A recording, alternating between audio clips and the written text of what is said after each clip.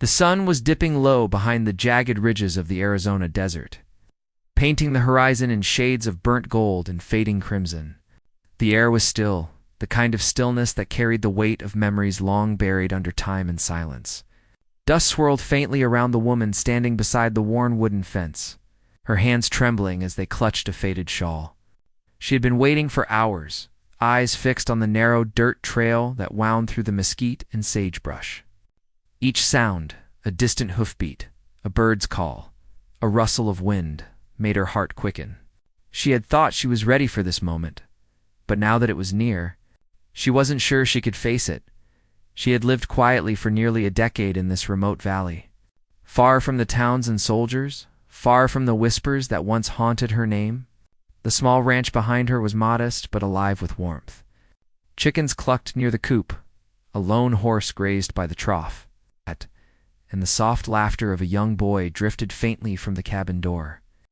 That laughter was her anchor, the only reason she had survived the years of fear and regret. He was the reason she kept her secret buried so deep. Yet now, that secret was riding toward her on horseback, wearing the face of a man she thought she would never see again. The first thing she heard was the echo of hooves striking the hard earth, slow and steady, each one carrying the past closer. Then came the figure, tall, broad-shouldered, wrapped in weathered buckskin and adorned with faded beads that glimmered under the sinking light.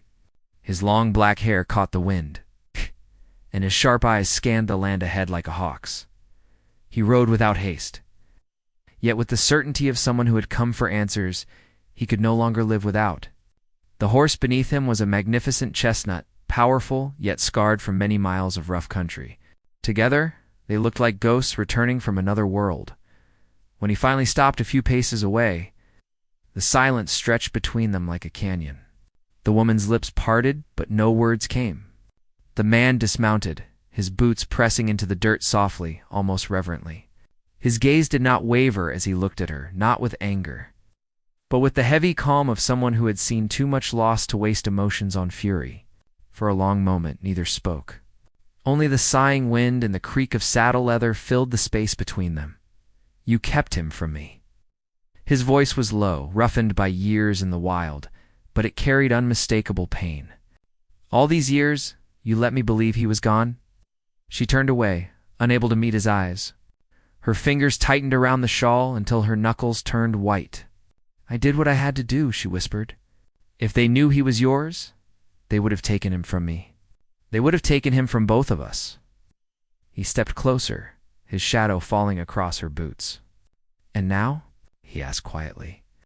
"Now that the fighting has ended, now that they no longer hunt my people, do you still fear the truth?" Her throat tightened. The war between the settlers and the Apache had left scars deeper than the land itself. She had seen villages burn, children vanish, and men hang for crimes they never committed.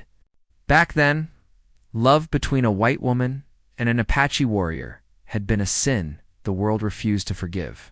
So she had run, hiding her son, hiding the truth, hiding her heart behind a life built on silence. "I fear what the truth will do to him," she said finally, her voice trembling. "He has a life here. He's happy. He doesn't need to know what the world once called his father." The man's eyes softened, though his jaw remained firm. "Every child deserves to know where he came from," he said, "even if it brings pain, even if it brings shame." A moment passed where she almost believed he might leave, turn his horse, and disappear back into the wilderness like he once had. But he didn't move. His hand went to the small leather pouch that hung from his neck. He opened it carefully and drew out a small carved figure, a tiny horse, worn smooth from years of handling. Her breath caught when she saw it. It was the same carving he had made the night before he left for the mountains, when their love was still a secret and their hearts were still foolish enough to believe the world would let them be. "I made this for him," he said, holding it out. "Before I even knew he existed." She reached out, but didn't take it. Her hand hovered in the air, trembling. She looked toward the cabin where her son's laughter had faded into quiet. Inside, the boy was likely reading by the lamp, unaware that his whole life was about to change. She wanted to protect him from that change. She wanted to keep the past from reaching through the door, and taking everything she had built. But the man standing before her, the Apache she once loved, was not the same as he had been. His eyes carried wisdom and pain, but also something deeper: forgiveness. When she finally spoke, her voice was barely above a whisper.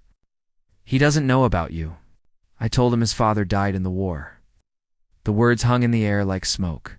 The man closed his eyes briefly, as if taking a deep breath of old memories he'd tried to bury. "And now?" he asked again, softer this time. "Will you tell him the truth?" She didn't answer. Instead, she turned and walked slowly toward the cabin. The door creaked open, spilling warm light across the ground. The boy looked up from his book, smiling, unaware of the storm waiting outside. His hair caught the lamplight in soft brown waves. His eyes a curious shade of gray. Her eyes, yet there was something else in them too. Something wild and unbroken. The Apache saw it instantly. His breath caught as he took an uncertain step forward. "Is he my son?" he asked quietly. The question tore through the stillness like thunder. She froze, her back still turned.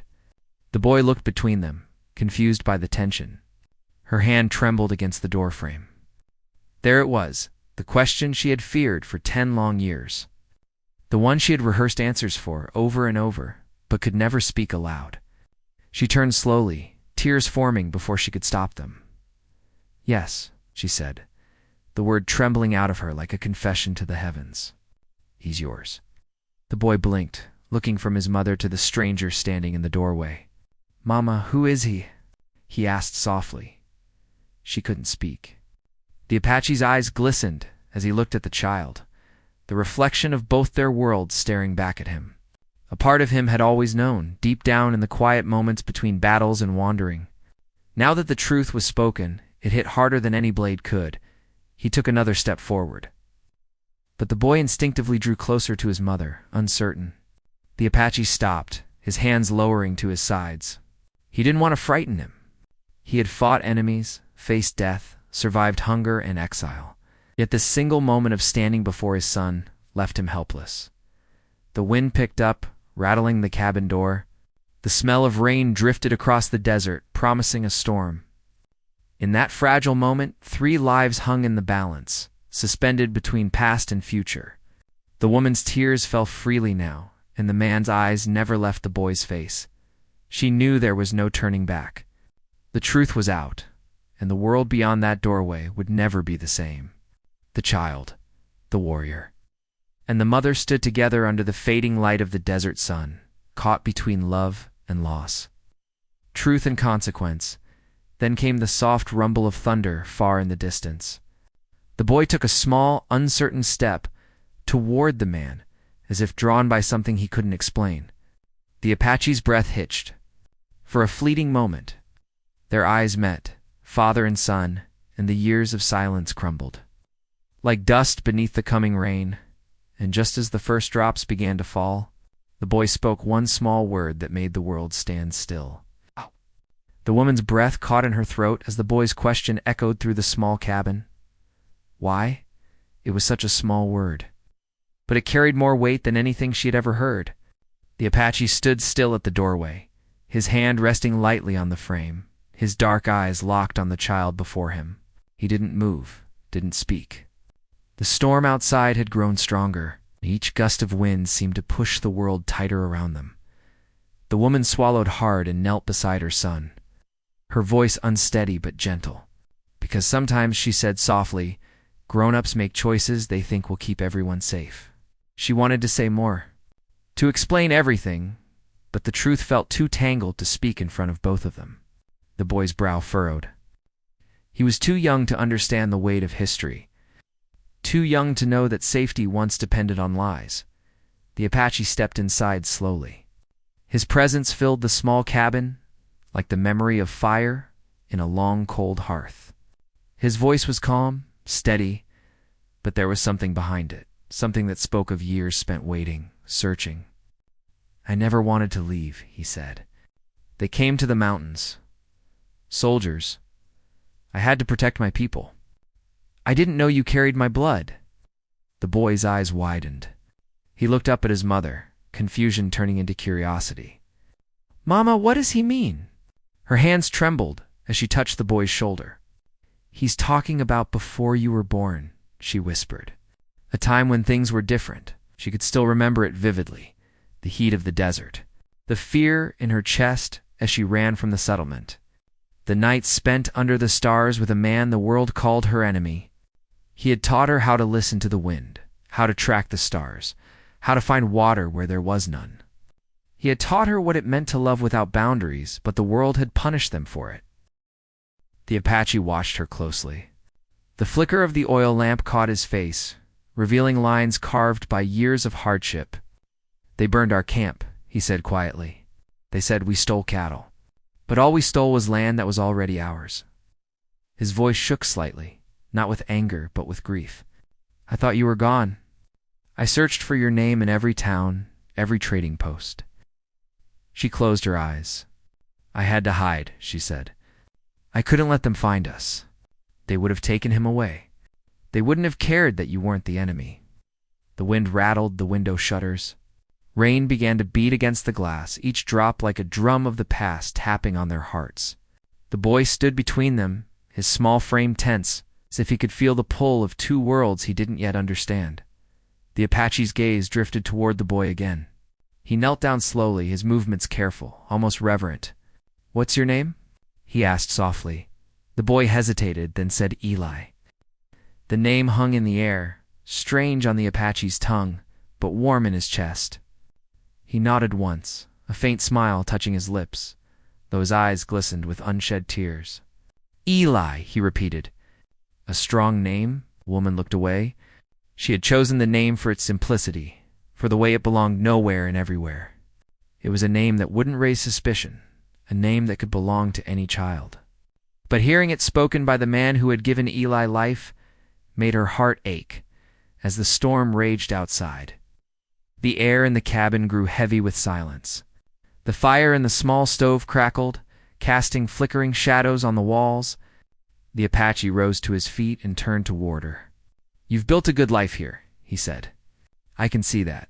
"He's healthy, happy." She nodded, her eyes glistening. "It hasn't been easy," she said. "Every day I wondered if I did the right thing.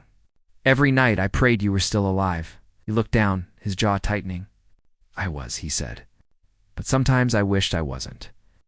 The pain in his tone was raw, the kind that came from years of exile and loss. "I've lost too much to the war. My brothers, my home, our way of life. But now I see what I almost lost most of all." The boy studied them both quietly, sensing the sorrow, but not understanding its shape. "Did you know my mama before I was born?" he asked. The Apache turned to him and gave a small nod. "Yes," he said. "Your mother and I knew each other when the world was not so kind. She was brave, braver than she should have had to be." The woman felt her heart twist.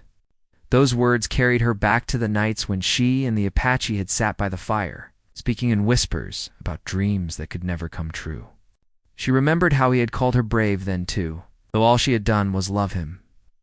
"I don't understand," Eli said softly. "Why would people not be kind?" The woman brushed his hair gently from his forehead. "Because sometimes," she said, "people fear what they don't understand." Outside, the thunder rolled across the hills. The Apache looked toward the door, his expression darkening. "The world still fears," he said. "They call this peace, but peace is just a word to them. There are still men out there who would take him if they knew." She turned sharply toward him.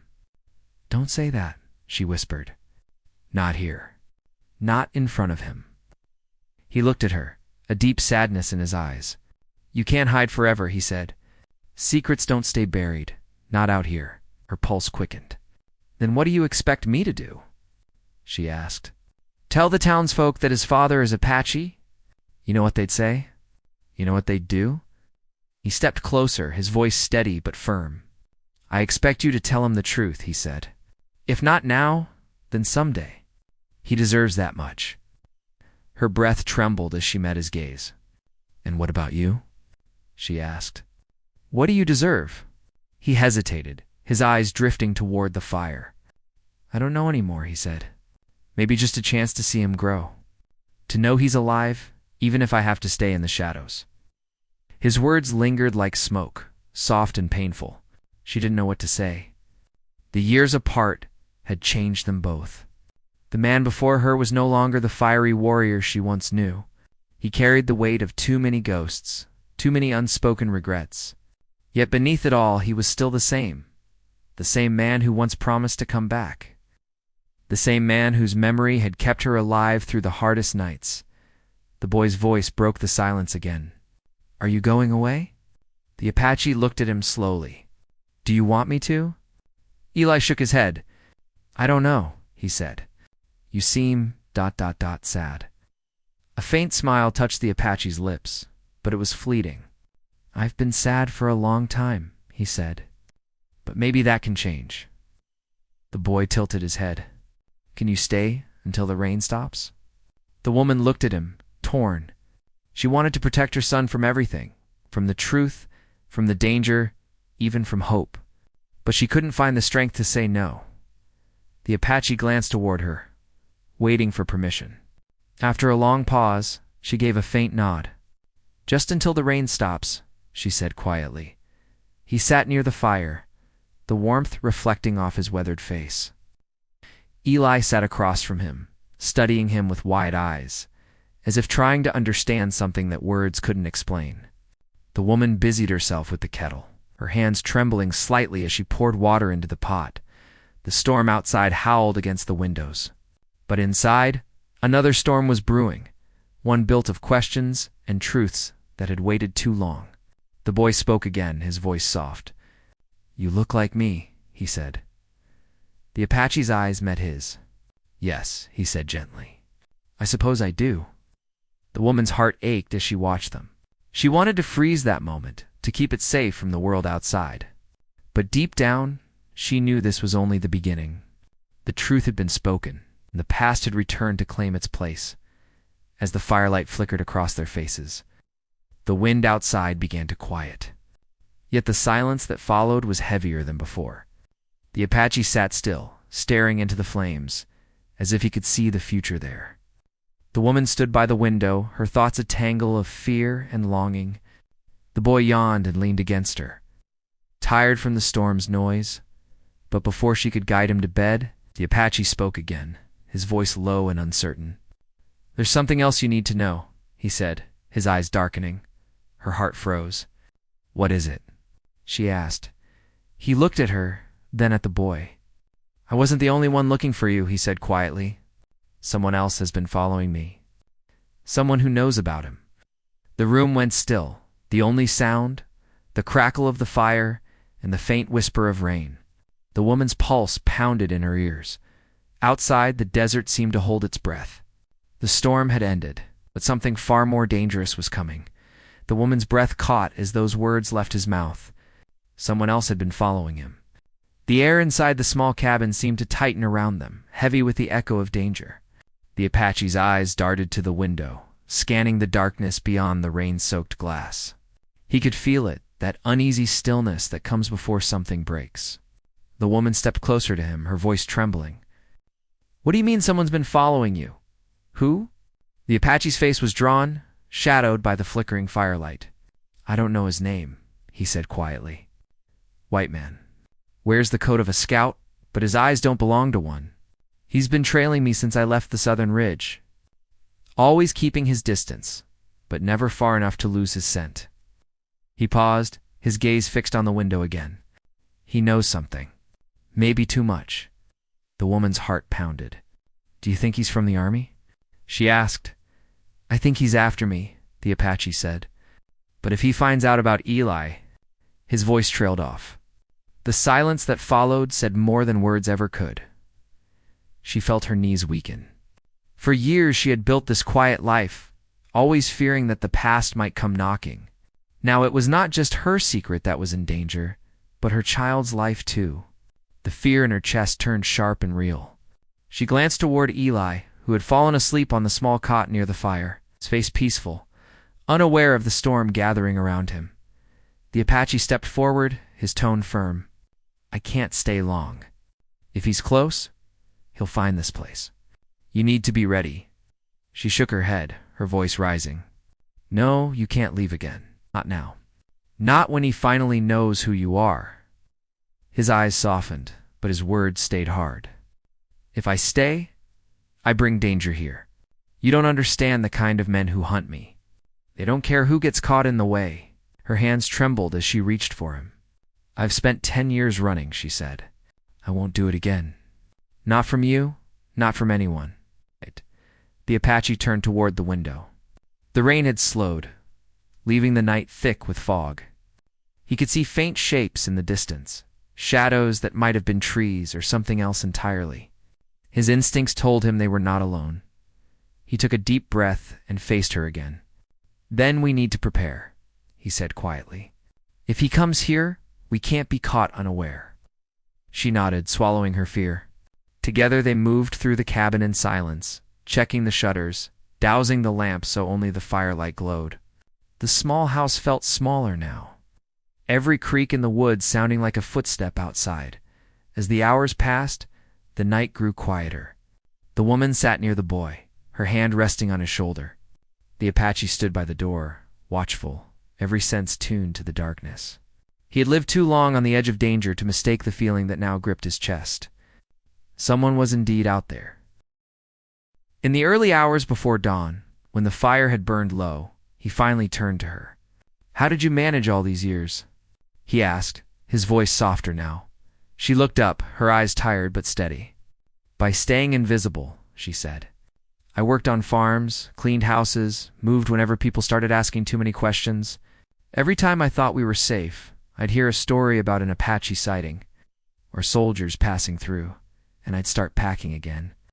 I told myself it was for Eli's sake.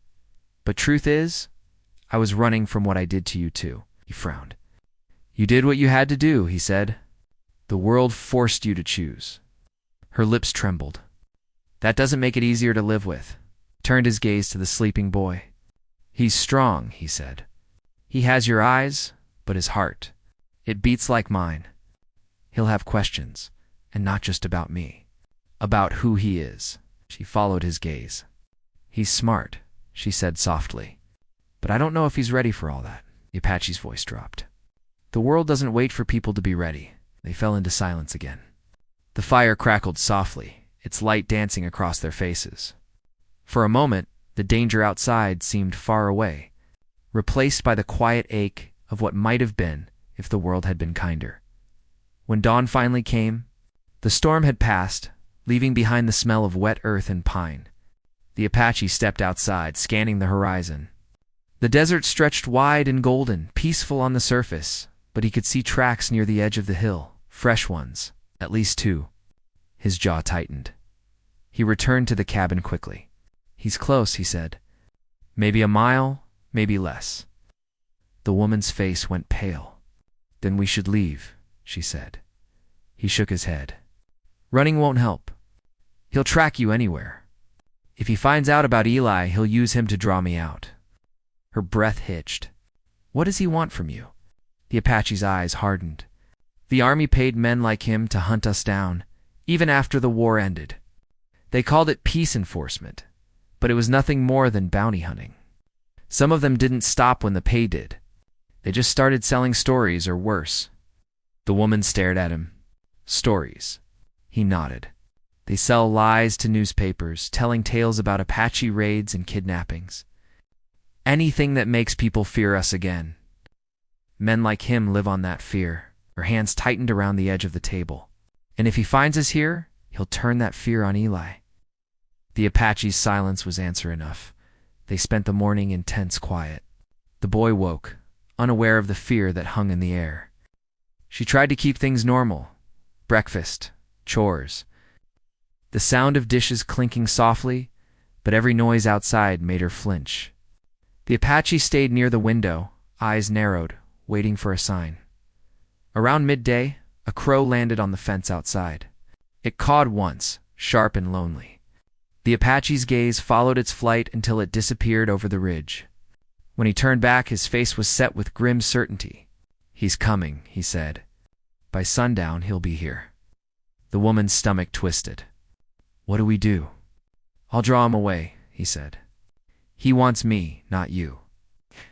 No, she said quickly. You're not going alone. He looked at her, a flicker of warmth in his dark eyes. You've already done enough, he said. You gave him life. Let me keep him safe now. Her voice broke. You can't just walk away again. I won't, he said. Not if I can help it. The afternoon passed slowly. The sun climbed high, then began its slow descent, throwing long shadows across the dry land. The boy played quietly near the cabin, tracing shapes in the dirt. Unaware that his world was about to change again, as the sky deepened into orange and gold, the Apache saddled his horse. The woman stood at the doorway, tears welling in her eyes. Please, she whispered. Be careful, he nodded once. If I don't come back by nightfall, take him north to the hills. There's an old trail there that the scouts don't know. She shook her head, her voice small. You're not leaving us like this. He looked at her, then at the boy. I'll come back, he said quietly. I swear it. Then he rode off, the sound of hooves fading into the open desert, as the day slipped into dusk. The woman stood at the window, eyes scanning the horizon. The fear inside her grew heavier with every minute. She could feel something shifting in the wind, a kind of stillness that spoke of danger. Eli sensed it too. Mama, he said softly, is he coming back? She knelt beside him, forcing a smile she didn't feel. He will, she said. He promised. But deep down she wasn't sure. As night fell, the first howl of a coyote echoed across the plains. Then came another sound, faint at first, then clearer. The crunch of boots on gravel. She froze. Someone was outside. She reached for the rifle above the door, her hands shaking. The door creaked slightly in the wind. Eli clung to her side, his small fingers gripping her arm. Then a voice came from the darkness, calm, smooth, but cold. Evening, ma'am, it said. Didn't mean to startle you. I'm just looking for a man. Apache fella, tall, rides a chestnut horse. Seen him pass through here? Her heart stopped. The voice came closer, just beyond the porch. He's a dangerous one, the man said. I'm paid to bring him in, dead or alive. The woman's hands tightened on the rifle. Her mind raced. The Apache was still out there, somewhere beyond the hills. But this man had already found his way to her door. Eli looked up at her, whispering, Mama, what do we do? She swallowed hard, her heart hammering against her ribs. The man's boots scraped the steps outside. His shadow moved past the window. For a moment, everything went still. Then the doorknob began to turn. The doorknob twisted slowly, metal scraping against metal, the sound slicing through the thick silence inside the cabin. The woman's hands tightened around the rifle, her heart pounding so hard she thought the stranger might hear it. Eli clung to her skirt, his wide eyes filled with fear.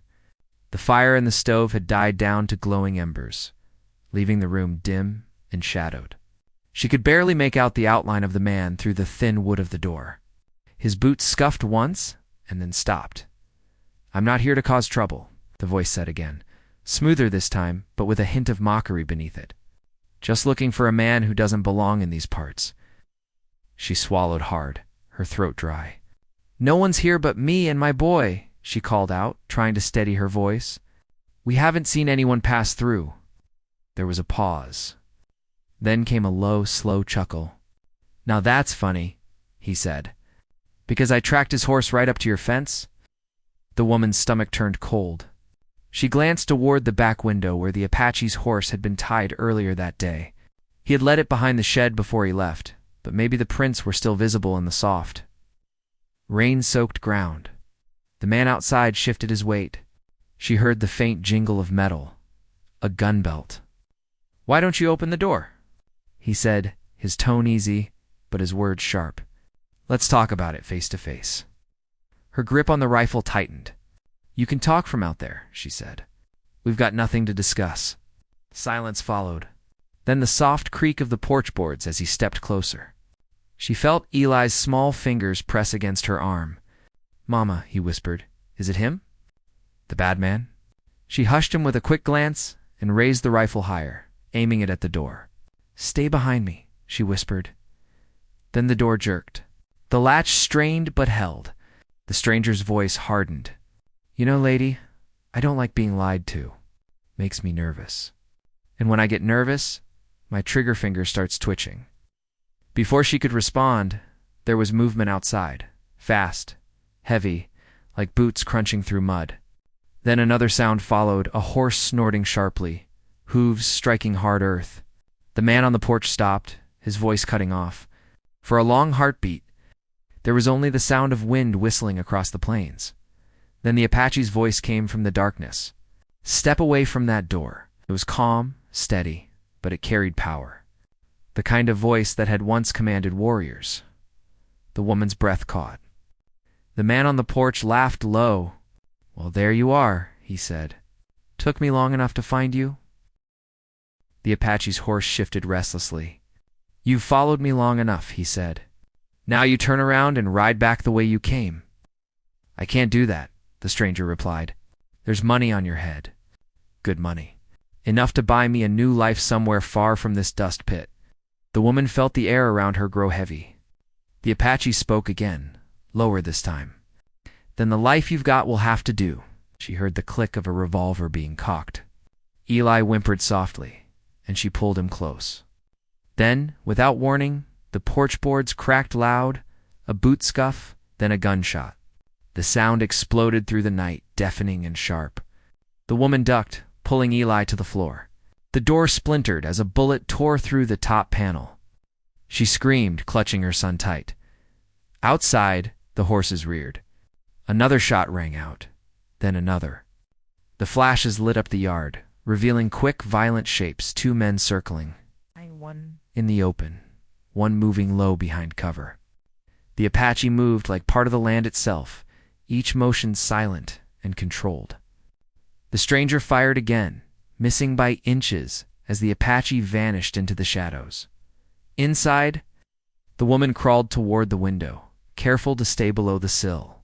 She peered out through the crack in the shutters and saw the flash of metal, the stranger's rifle catching the moonlight. He was tall, lean, with a rough beard and a scar across his cheek. He wasn't just a hunter. He was practiced, patient. Eli clung to her side. "Mama, is he hurt?" She didn't answer. She couldn't. Her eyes were on the Apache, who had taken cover behind the old water trough. His chest rose and fell in the dim light. He was waiting for the man to make a mistake. The stranger's voice cut through the dark again. "You're not going to get far," he called. "They want you back alive if possible, but I don't mind making it quick."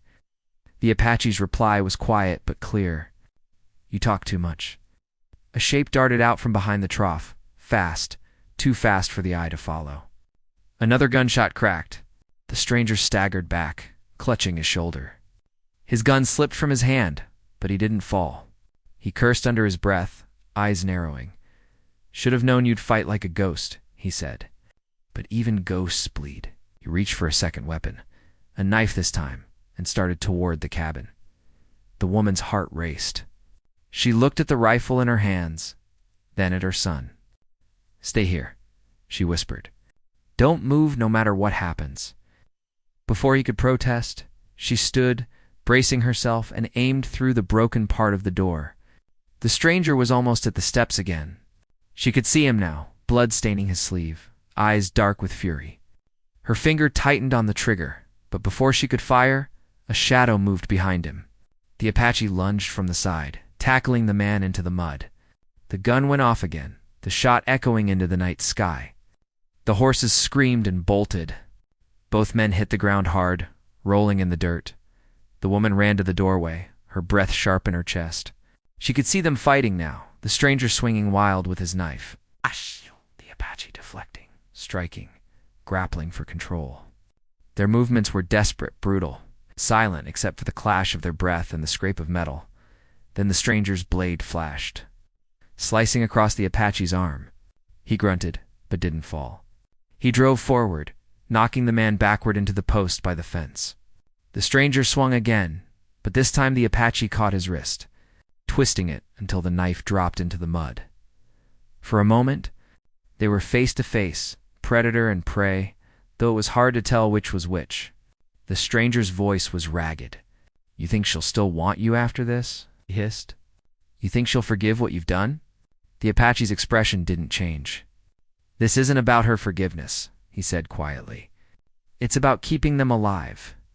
Then he struck, knocking the man down hard. The stranger gasped, reaching for the mud-slick knife, but the Apache kicked it away. He stood over him, chest heaving, eyes burning with the fire of every loss he'd ever endured. Inside the cabin, the woman covered Eli's eyes, whispering prayers under her breath. She could see the rain starting again, falling soft and steady over the two men. The stranger coughed, blood on his lips. You can't hide forever, he spat. There'll be more of us. Always more. The Apache's voice was low, steady. Then they'll find no peace either. He reached down and grabbed the man by his coat, dragging him away from the porch out toward the edge of the yard. The woman couldn't see what he intended to do, only that his body moved with grim purpose. The seconds stretched long and tense. The only sounds were the rain and the slow crackle of the dying fire behind her. Then the Apache reappeared, walking back through the darkness toward the cabin. His steps were slow, each one heavier than the last. His shirt was torn, blood streaked down his arm, but his eyes were steady. The woman met him at the door, her hands trembling. Is he? Gone, he said simply. She looked past him into the rain, but couldn't see the stranger anymore. Just the darkness swallowing everything whole. Eli ran to him, wrapping small arms around his leg. You came back, the boy said, his voice small. The Apache looked down at him, resting a hand gently on the boy's head. I said I would, he said quietly. The woman could feel her heart breaking and healing all at once. She wanted to hold him, to thank him, but the fear wasn't gone. Not yet. His eyes told her the truth before he even spoke it. He wasn't alone, the Apache said softly. That man was just a scout. There'll be more coming by tomorrow. Ah! Her breath caught. Then what do we do now? He looked toward the horizon where the storm clouds were parting, revealing a faint silver moon. We run, he said. But this time, we don't run from the truth. The woman stared at him, torn between hope and terror. The wind picked up again, cold and dry, carrying with it the smell of smoke from faraway fires. She could see it in his eyes. Something had shifted. This wasn't just about survival anymore. It was about reclaiming what had been taken from them both. As the night deepened, they packed what little they could carry. The woman moved quietly, glancing at Eli, who had fallen asleep again on the cot, his small face peaceful despite the chaos. The Apache stood at the doorway, keeping watch. His silhouette was sharp against the moonlight. The outline of a man caught between two worlds, the warrior he was, and the father he had just become. The land around them was silent now, but it was the kind of silence that came before another storm. Far out beyond the hills, faint shapes moved against the skyline riders, perhaps, or only the ghosts of the desert. The Apache's hand went to the hilt of his knife, his eyes narrowing. They're closer than I thought, he whispered. The woman turned, her voice shaking. How many? He didn't answer. His gaze stayed fixed on the distance, watching as one of the shapes broke away from the rest, moving faster than the others. The tension in the air thickened until it felt like it might break. The fire inside flickered once, then went out completely, and in the silence that followed, the night seemed to hold its breath. The night felt endless. Every sound outside the cabin carrying weight, as if the land itself was holding its breath. The Apache stood at the door motionless, his eyes fixed on the dark horizon. The woman watched him from beside the cot where Eli lay sleeping, the faint glow from the dying fire outlining the soft curve of her face and the weariness in her eyes. They both knew dawn would not bring peace. Only another choice they could not delay. When the first light of morning crept over the distant hills, the air turned cold and still. The Apache walked out into the yard, scanning the horizon. The riders from the night before were gone, or at least hidden by the folds of the land. The rain had washed away much of the trail, erasing footprints, blood, and the scars of the fight that had taken place there. Only a few scattered tracks and a patch of turned earth near the fence remained to tell the story. He stared at that spot for a long moment, his thoughts unreadable. Inside, the woman moved quietly. Packing the last of the food into a small sack, she looked around the cabin she had called home for years. Every plank, every corner carried memories of her husband who had built it, of the laughter that once filled the space, and of the long silence that followed after he was gone. Now she was leaving it behind, not because she wanted to, but because she had to. The world outside had already decided for her. When she stepped out, the Apache turned toward her. "We should move before the sun gets high," he said. She nodded. "Do you think they'll follow?"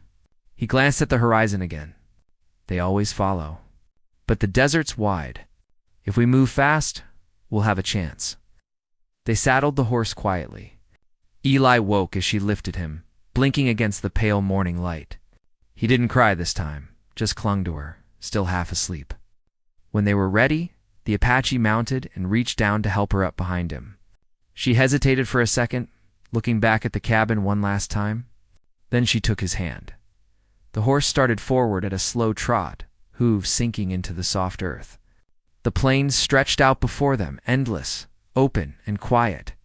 For hours they rode without speaking, the wind brushing against their faces, carrying the scent of dust and sage.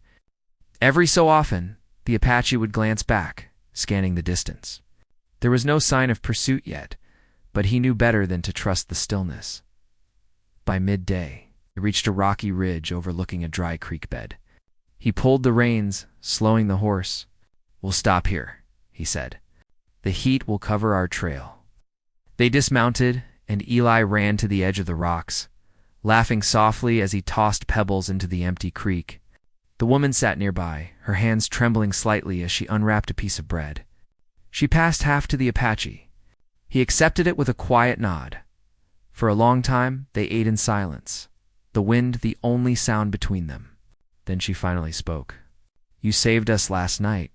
I never thanked you for that." He looked at her eyes, thoughtful. "You don't owe me thanks," he said. "I did what was right." She gave a faint smile. "Still, you didn't have to. You could have left when the shooting started. I've done enough leaving in my life," he said softly. There was something in his voice, a weight that carried years of loss. She wanted to ask about it, about what had brought him here, but she could tell it wasn't something he spoke of easily. Instead, she looked down at the small locket she kept around her neck, turning it between her fingers. "You ever lose someone?" she asked quietly. He didn't answer right away. His gaze drifted toward the horizon. "A family once," he said finally. Long ago, before everything changed, she didn't press for more. The silence between them wasn't empty. It was understanding. Later that afternoon, clouds began to gather again, heavy and gray. The Apache watched the sky with narrowed eyes. "Storm's coming," he said. "We'll take shelter in the canyon ahead."